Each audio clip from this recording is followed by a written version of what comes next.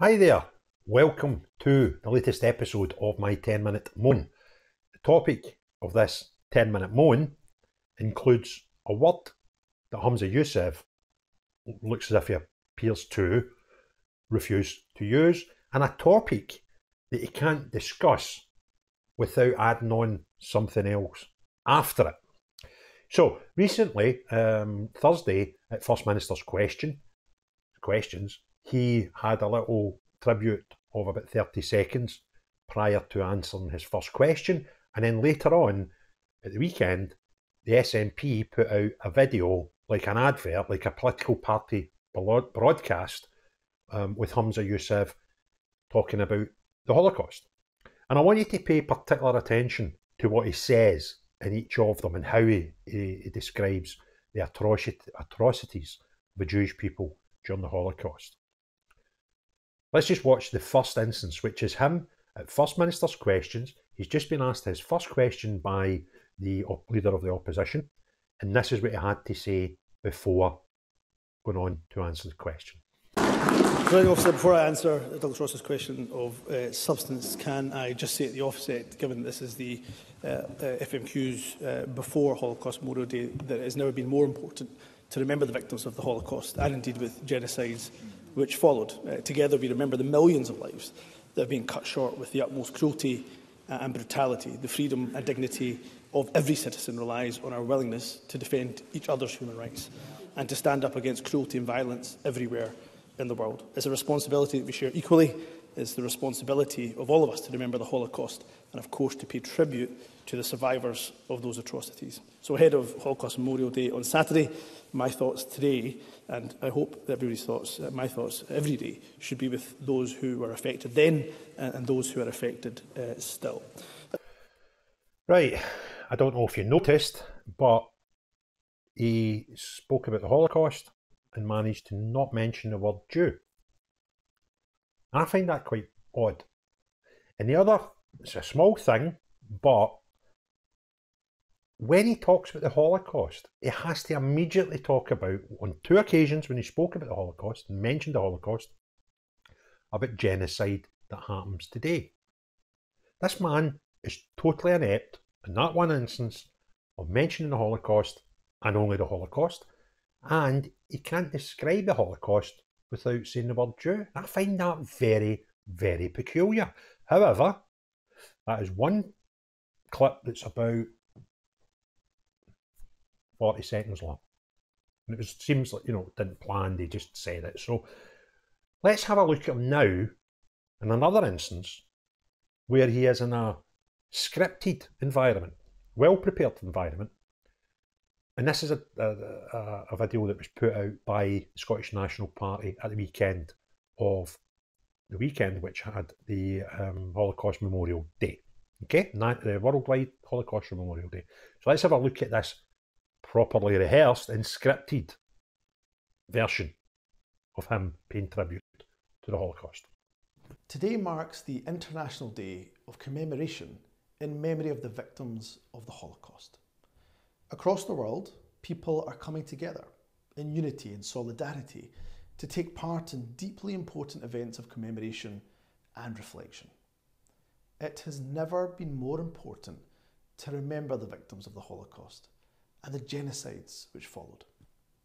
Together we remember the millions of lives cut short with the utmost cruelty and brutality. This year, the Holocaust Memorial Day Trust theme is the fragility of freedom, which reminds us of the restrictions placed on essential freedoms during the Holocaust before they were eroded entirely. It reminds us that the freedom and dignity of every citizen relies on our willingness to defend each other's human rights and to stand up against cruelty and violence everywhere in the world. That is a responsibility that we share equally, as is the responsibility to remember the Holocaust. So today, I light a candle in solidarity with every person affected by the Holocaust. And today, we pay tribute to the survivors of those atrocities. We must unite against hatred wherever we see it, no matter the perpetrator or the victim. Together, today, we remember the dreadful human price of prejudice and hatred if it's left unchecked. So, there we have it. A party political broadcast by Humza Yousaf and using Holocaust Day. And again, in this clearly scripted, there's no problem with that, but it is scripted performance, he talks about the Holocaust without actually ever saying a small three-letter word, Jew, or Jewish people, or anything like that. He talks about a thing without talking about the people who were affected by this thing. And I find it bizarre that he finds Holocaust Day to talk about, when he talks about the Holocaust and the genocide that followed. Now, if you break that down, that's him discussing things that happened after the Holocaust. He's not describing the Holocaust as the genocide here. It is the genocide that followed. He's talking about today. And there's a lot of people in the world accusing Israel right now of this genocide. Is it any wonder he chose words as genocide? He goes on to talk about us having to stand up to cruelty and violence everywhere in the present day. Again, not talking about the Holocaust, talking about present day. We must unite against hatred wherever we see it. Today we remember. And it's quite clear to me of the subliminal messaging going on here. I don't even think they're that clever to realise they're doing it. I don't know, to pre-plan it. It's just part of this scripted broadcast that was put out by the SNP. And I find it incredible now that we've got about 2.5 minutes, going on 3 minutes of footage of the First Minister of Scotland talking about the Holocaust twice and not using the word Jew. You'd kind of think it's impossible to talk about the Holocaust for 2 to 3 minutes and not actually mention the people who the genocide was committed against. Not suggest genocide's still going on today, because that's what he's doing in the second one, at least, and in parts of the first one, to be fair. And I find this pretty vulgar. Why is it this man is unable to say those words, or one word, Jew, or Jewish even, would suffice. I just can't get how you can stand up there and do this performance trying to show compassion for one type of person that, the plan was to wipe out, and not be able to describe them using, the nouns that you would normally use to describe the people who many millions lost their life in the Holocaust. Now, if you want to argue, but it wasn't just Jews that were killed at the gas chambers, I'm well aware of that. But the vast majority, biggest massive percentage, and it wasn't far off 100% of those who were murdered during the Holocaust, were Jewish people. That is the emblems that we think of when we think of Auschwitz and all these horrific places as Jews being murdered. And I'm at a loss.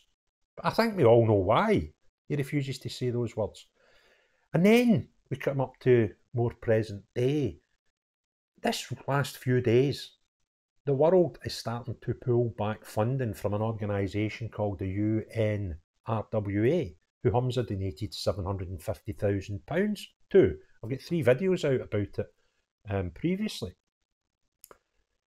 And all these countries around the world, are, including the UK, have said they will no longer fund the UNRWA.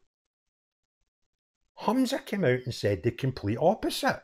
He came out and put out a tweet in the public domain saying that, to be perfectly clear, Scotland is not pausing funding of UNRWA, and we will look to do so as soon as we can, because we've spent all the money that's available to UNRWA.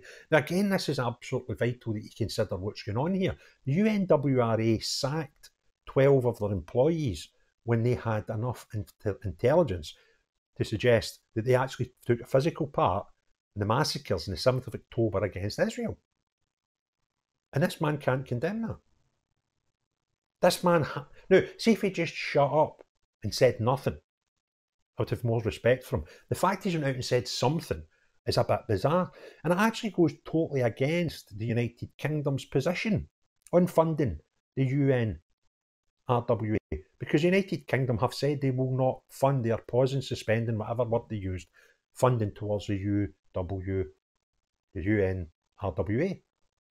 And Humza has found it himself to come out and say, now I would suggest that that is actually contradicting UK government policy, and the UK government have decided on behalf of the whole United Kingdom, not just England or anything other than Scotland, that they are not going to fund this organisation because they have clear links to terrorists. And Humza is refusing to do that and actually saying the contrary. Scotland has not paused contributions, and we will submit contributions as soon as we're able to do so. I dare say that's touching treason.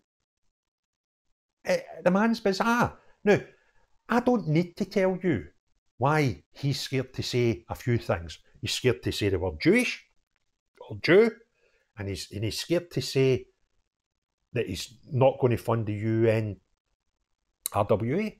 And he feels compelled to actually go out in public and tell the world that the Scottish Government has not paused, one of the very few in the world, they have not paused contributing to the UNRWA, and indeed will do so as soon as they can. This is treason.